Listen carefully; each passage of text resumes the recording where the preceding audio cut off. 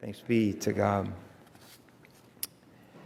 Good night, you princes of Maine, you kings of New England. It's from Cider House Rules, a book by John Irving.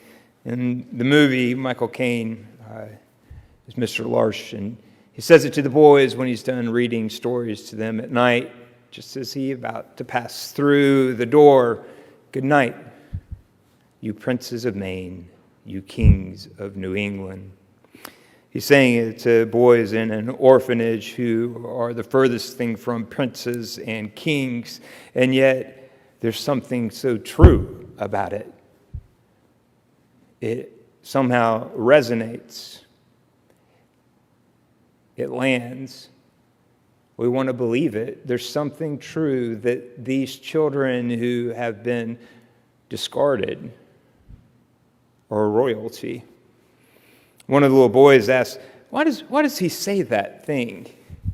And I said, because he loves us. Another boy has answered. And someone says, do you like it? And he's like, yeah, I like it. I like it. They all decide that they like it. Of course, Mr. Larsh could simply say, good night, I love you. But one of the messages he is trying to convey is of their value, their preciousness. They are royalty. In Jesus' baptism, he is proclaimed son. And in Psalm 2, we see language, or it's echoing language from Psalm 2, where a son is the king, where Yahweh sets this king on the throne to bring justice to the lands, and he declares this is my son. So scholars believe that this passage that we get from Matthew and Luke and Mark is borrowing from Psalm 2, that it is drawing from this understanding of a God who anoints and makes kings, proclaiming Jesus of Nazareth, the King. Additionally, the part where it says, in whom I am well pleased, echoes from Isaiah 42, where the king there is a suffering servant who is meek and will not bruise a reed. We have a baptism of identity. In Jesus' baptism, we see that God comes not, in fact, with fire or sword, but gently, like a dove, and with the loving voice of a father. That the breaking into the kingdom of heaven is this beautiful romance of the triune God, where love is the word. Fred Craddock is a preacher. He preached in Tennessee some, and he had a saying he liked to use a good bit. He said, show me a bird who can say, I look like my song. Show me a bird who can say, I look like my song. It's like, I know we don't live up to what we are told we are in this book. I know that we don't look like this, but that is nonetheless what we are. And the bird, that's that bird's song. You are worthy. You are precious in the sight of the Lord. You are a child of God. Maybe you don't always feel like that. Nonetheless, it is your truth.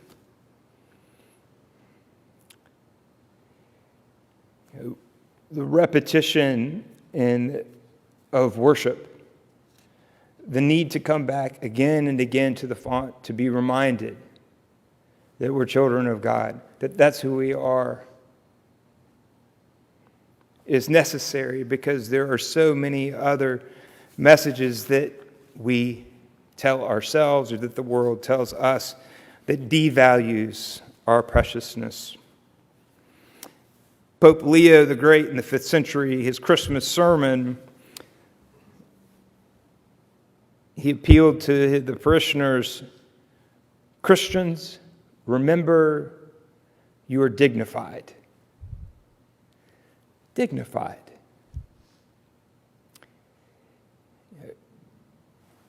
Martin Luther famously taught his parishioners to, every time they wash their face, to say, I am baptized, teaching them to remember that they are baptized.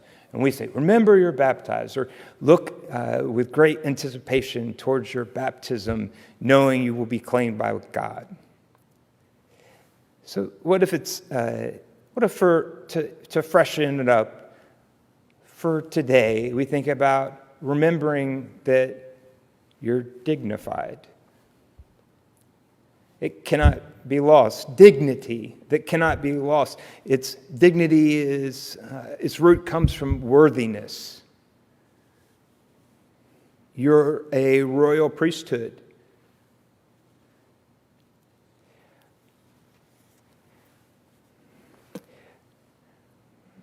With a world that is ever-changing, where we can't quite count on much to be the same tomorrow, it's all the more important to have that foundation, that stability of knowing that you're dignified and it cannot change. A Lutheran theologian was scared that we were slipping into some sort of renewed semi-Pelagianism where we are always trying to save ourselves. And I think it comes out of an anxiety that we think that we are not enough.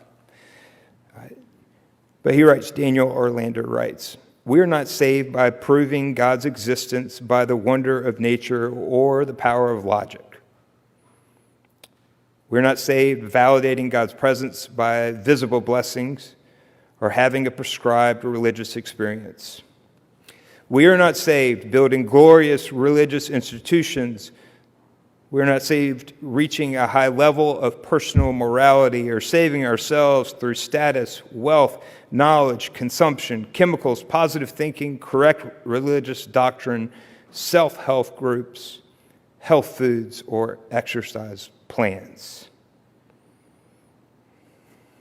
Almost all those things are a part of our lives. They come in and out, but they have nothing to do with who we are in the great scheme of things.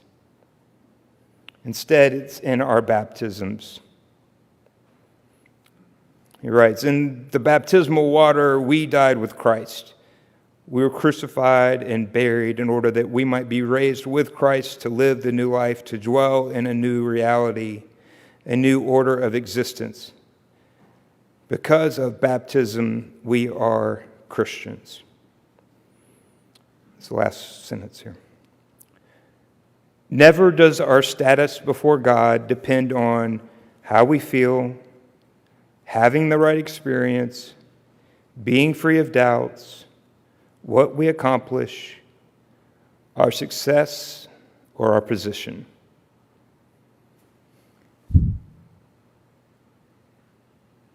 It's just true. It's true as before you walked in here this morning, we proclaimed a child of the covenant in the first service. We celebrated that baptism, and we're able to remember that we too have been claimed, that we too are worthy and dignified. The question remains for us is, did Jesus need to hear those words? These words are spoken to Jesus and to the crowds here. Who hears? Who's it really for?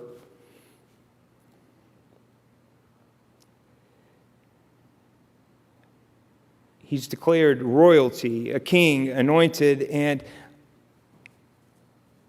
I like to think about how he wears his crown for the rest of his life.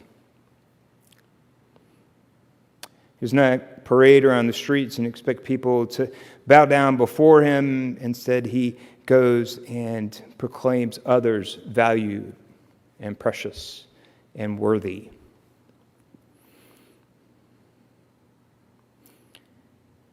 Ultimately, the crown he wears is a crown of thorns, of course.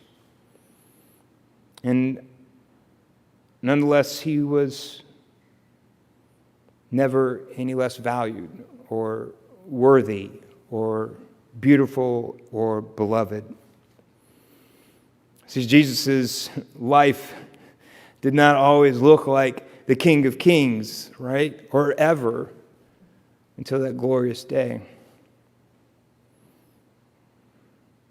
He didn't look like the king that they were waiting for that would crush Rome.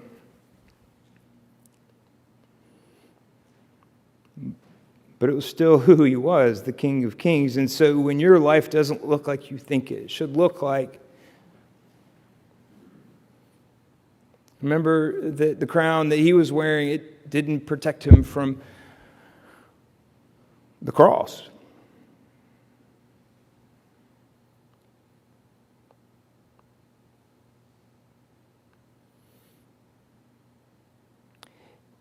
In Psalm 2, the verse actually reads, I have set my king on Zion, my holy hill. I will tell the decree of the Lord. He said to me, you are my son, today I have begotten you. Ask of me, and I will make the nations your heritage and the ends of the earth your possession.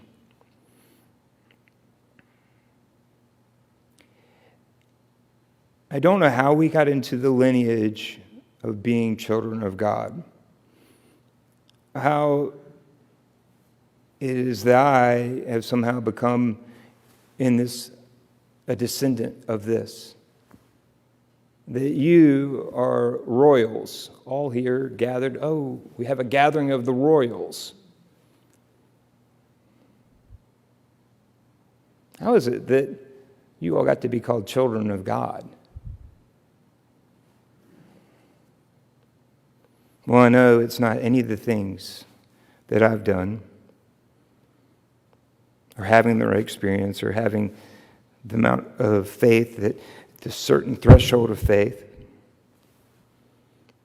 I mean, we actually do know, or I do know what I profess as to how I ended up in this lineage. It's by the grace of God, which is a free gift that I cannot earn and did not deserve. Which, friends, is question 3 to the belonging catechism. How is it that you became a child of God? Grace that I did not earn and do not deserve.